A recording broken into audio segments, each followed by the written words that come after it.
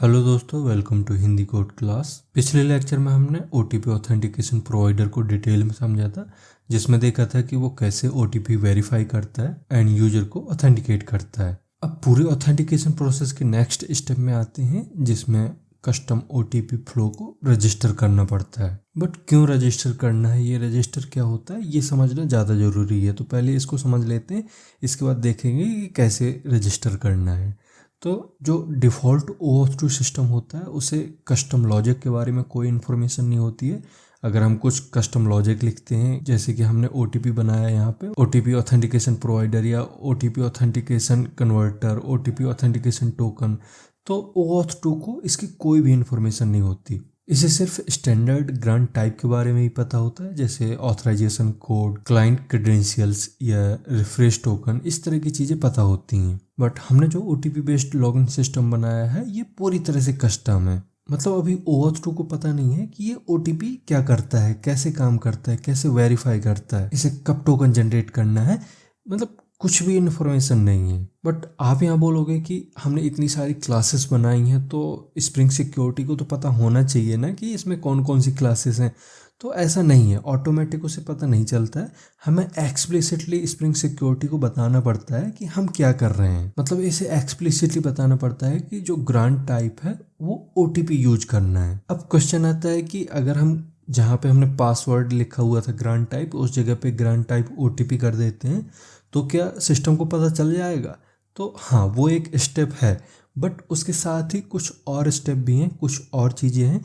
सबसे इम्पॉर्टेंट चीज़ यहाँ पे आती है, ये जितना भी आपने सिस्टम बनाया है उसको ऑथराइजेशन सिस्टम में रजिस्टर करना। मतलब जब तक आप इस OTP फ्लो या OTP सिस्टम कुछ भी बोल लो, इसको ऑथराइजेशन सर्वर पे रजिस्टर नहीं करते हो, तब तक OAuth2 को पता नहीं चलेगा कि आप क्या कर रहे हो।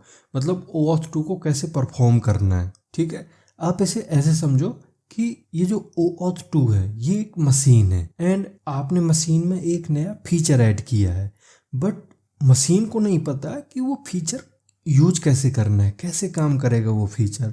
तो इसके लिए आप क्या करोगे, आप एक प्लगइन डालोगे उसमें। अब हमारे केस में प्लगइन क्या होगा, तो जो हमने कन्वर्टर या प्रोवाइडर ये क्लास बनाई थी, ये दो क्लास हैं, कन्वर्टर है और प्रोवाइडर है, तो ये प्लगइन का काम कर रही हैं। ठीक है, एंड इसी प्लगइन को मशीन के साथ ऑफिशियली कनेक्ट करना, मतलब मान लो आपने प्लगइन डाउनलोड किया बट इंस्टॉल नहीं किया, तो ये जो इंस्टॉलेशन की बात मैं कर रहा हूँ यही होता है एक्चुअली रजिस्टर करना। मतलब आपने सारी चीज़ें कर ली, आपने सॉफ्टवेयर बना लिया, उसे डाउनलोड भी कर लिया सिस्टम में, बट अब बात आती है उसको इंस्टॉल करने की। तो ये मैं मशीन का एग्जांपल दे रहा हूँ, बट इसमें ऐसा नहीं है, आप इसको कनेक्ट करना है इससे। ठीक है, तो जो आपने कन्वर्टर या प्रोवाइडर बनाए हैं वो ऑफिशियली OAuth2 से कनेक्ट करने के लिए जो प्रोसेस होता है उसको रजिस्टर करना बोलते हैं। ठीक, अब आपके दिमाग में आ रहा होगा कि ठीक है, रजिस्ट्रेशन तो समझ में आ गया, बट ये कहाँ होता है, कैसे होता है? तो कैसे होता है ये तो अभी हम देखेंगे कोड में, बट कहाँ होता है ये मैं आपको अभी बता देता हूँ। तो इसको रजिस्टर करने के लिए ऑथराइजेशन सर्वर कॉन्फ़िगरेशन होता है, उसके अंदर सिक्योरिटी फिल्टर चेन होती है, उसी के अंदर इस रजिस्ट्रेशन को परफॉर्म करते हैं। मतलब ये जो OTP सिस्टम है इसको रजिस्टर करते हैं। आप इसे ऐसे भी समझ सकते हो कि ये जो सिक्योरिटी फिल्टर चेन होता है ये ऐसा सेंट्रल प्लेस होता है जहाँ पर हम बहुत सारी चीज़ें डिफाइन करते हैं, जैसे स्प्रिंग सिक्योरिटी रिक्वेस्ट को कैसे हैंडल करेगा। यहाँ हम HTTP सिक्योरिटी का यूज करके rules, filters and authentication mechanism है उसे कैसे कॉन्फ़िगर करेंगे। इसके अलावा यही वो जगह है जहाँ पे OAuth2 को कस्टमाइज किया जाता है।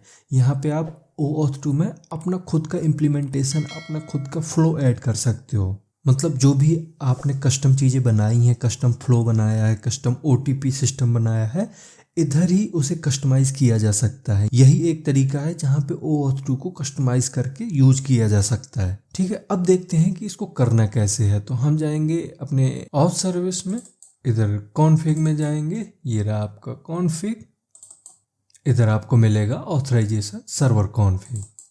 अब यहाँ पे देखोगे तो जो पुराना कोड था, जो हमने स्टार्टिंग में ये चैन में ऐड किया था कोड, वही कोड है। अब यहाँ पे हमें अपना OTP के हिसाब से कोड लगाना है, मतलब OAuth2 को कस्टमाइज़ करके फिर यहाँ पे चीज़ें करनी है। तो पहले मैं एक एक चीज़ यहाँ पे समझा देता हूँ। यहाँ पे सबसे पहले हमने सिक्योरिटी फिल्टर चेन का यूज किया है। ये एक कोर कंपोनेंट होता है स्प्रिंग सिक्योरिटी का, जो डिसाइड करता है कि किसी भी इनकमिंग HTTP रिक्वेस्ट में कौन से फिल्टर अप्लाई करने हैं एंड किस ऑर्डर में करने हैं। आप इसे ऐसे समझ सकते हो कि ये जो सिक्योरिटी फिल्टर चेन है ये काफ़ी सारी सिक्योरिटी फिल्टर की एक लिस्ट होती है। तो ये डिसाइड करता है कि वो जो लिस्ट है, filter list, security filter list है, वो किस ऑर्डर में हमें अप्लाई करना है और किन HTTP रिक्वेस्ट के लिए अप्लाई करना है। अब इसमें अभी हमने एक ही पैरामीटर यूज किया है HTTP सिक्योरिटी का, जो कि स्प्रिंग सिक्योरिटी में कोई भी रूल रेगुलेशन ऐड करने के लिए, डिफाइन करने के लिए एकमात्र तरीका है। तो ये HTTP सिक्योरिटी तो मस्ट है, होनी ही चाहिए। इसके अलावा जो हमने कस्टम OTP बनाया है उसमें दो चीज़ें और बनाई हैं, एक था प्रोवाइडर और दूसरा था कन्वर्टर। तो वो भी हमें चाहिए, तो उन्हें यहाँ पे हमें ऐड करना पड़ेगा। पहला लेते हैं OTP ऑथेंटिकेशन कन्वर्टर। तो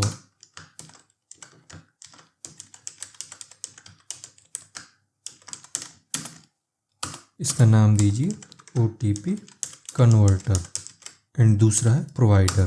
तो OTP ऑथेंटिकेशन प्रोवाइडर, इसका भी नाम देंगे OTP प्रोवाइडर।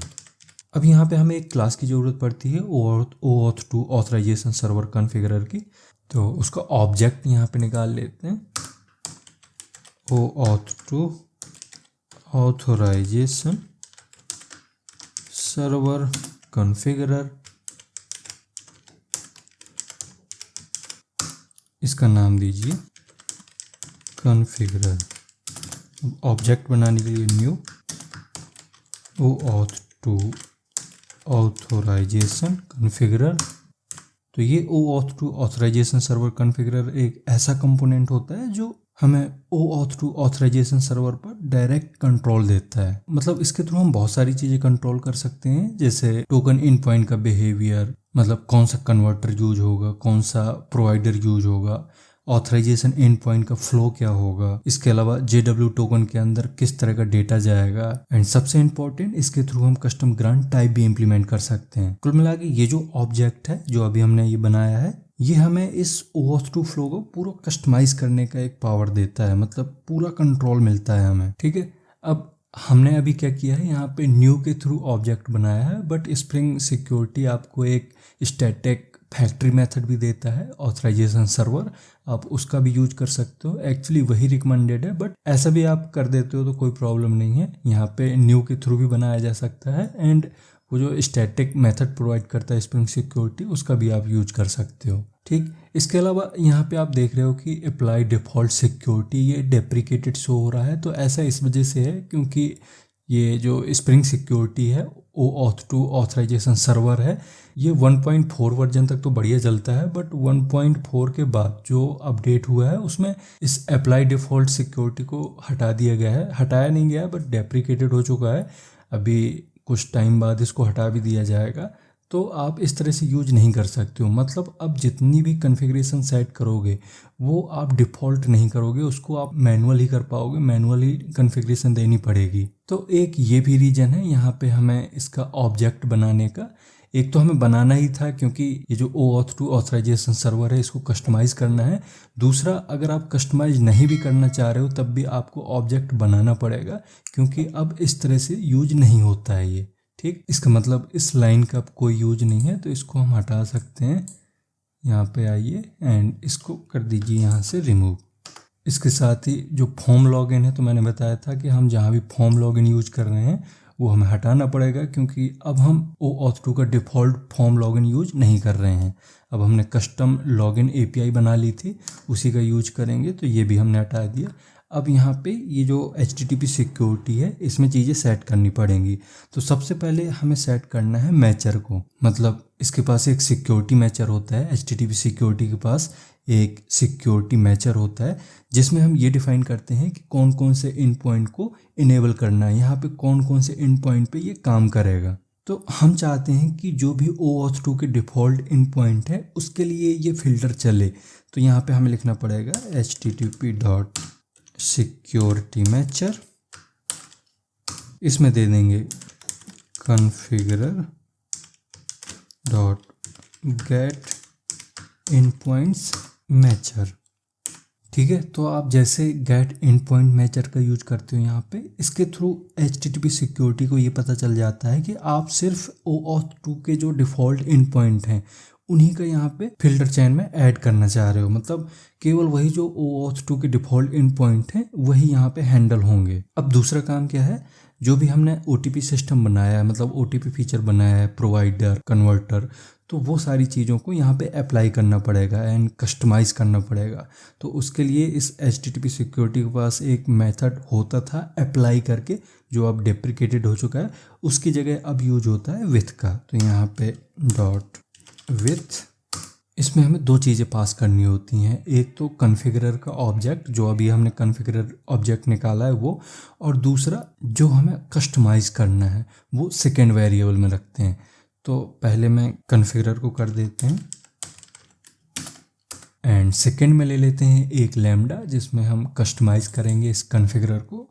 तो एक वेरिएबल ले लेते हैं auth server, then lambda sign, then configurer में एक मेथड होता है टोकन एंड पॉइंट, उसी के यहाँ पे यूज कर लेंगे। तो OAuth मतलब auth सर्वर हमने यहाँ पे लिया था, ये सर्वर स्मॉल में नहीं कैपिटल में करना है। एक बार फिर लिखते हैं auth server token ends point. ठीक है, इसको थोड़ा सा नीचे लाइन में कर देते हैं, सही से दिखे आपको। ठीक है, अब इसके अंदर दो मेथड होते हैं, एक होता है access token request converter and दूसरा होता है ऑथेंटिकेशन प्रोवाइडर। तो दोनों को यूज कर लेंगे, यहाँ भी हम लैम्डा का यूज करेंगे, token endpoint then lambda. अब इसी से हम कॉल कर लेंगे, तो token endpoint dot access token request converter, इसमें पास हो गया OTP कन्वर्टर। ठीक है, इसी तरह से प्रोवाइडर भी सेट कर देते हैं, तो डॉट ऑथेंटिकेशन प्रोवाइडर, इसमें आ गया OTP प्रोवाइडर। ठीक है, तो ये लैम्डा किसी किसी को समझ में नहीं आया होगा, बट यहाँ लैम्डा यूज करना ही ठीक है, नहीं तो आप कस्टमाइज़र को बार बार रिपीट करते रहोगे। तो इस वजह से यहाँ पे लैम्डा यूज कर लिया मैंने। तो एक बार मैं इसको समझा देता हूँ। यहाँ पे हमने यूज किया है सबसे पहले विथ का, इसका यूज कॉन्फ़िगरर को अप्लाई करने के लिए एंड उसको कस्टमाइज़ करने के लिए किया जाता है। तो ये आपको विथ का यूज कर लेना है। अब इसमें दो पैरामीटर की ज़रूरत होती है, एक तो ओरिजिनल कॉन्फ़िगरर, ठीक है, एक्चुअल कॉन्फ़िगरर का ऑब्जेक्ट, और दूसरा कस्टमाइज़र जिसके लिए हमने लैम्डा यूज किया है, मतलब इसी कॉन्फ़िगरर को कस्टमाइज़ करने के लिए ये मेथड यूज हुआ है। तो आपको दो चीज़ें प्रोवाइड करनी पड़ती हैं, एक तो वो कॉन्फ़िगरर जो एक्चुअल में आप यूज कर रहे हो, और दूसरा इस कॉन्फ़िगरर की हेल्प से जो भी चीज़ आपको कस्टमाइज़ करनी है। तो इसी तरह से ये दो चीज़ें हैं, मतलब ये और ये दोनों चीज़ें सेम हैं, सेम ऑब्जेक्ट हैं, बट ये ओरिजिनल ऑब्जेक्ट है और ये कस्टमाइज ऑब्जेक्ट है, मतलब ऑब्जेक्ट नहीं है, ये कस्टमाइज़र है, मतलब ऐसा मेथड है जो इसी को कस्टमाइज़ कर रहा है। ठीक है, अब यहाँ पे आप डायरेक्टली कस्टमाइज नहीं कर सकते हो, इसके लिए आपको एक मेथड की ज़रूरत होती है। यहाँ पे वो मेथड मैंने लगा रखा है टोकन एंड पॉइंट। तो टोकन एंड पॉइंट ही वो मेथड है जिसके अंदर आप कन्वर्टर एंड प्रोवाइडर सेट करते हो।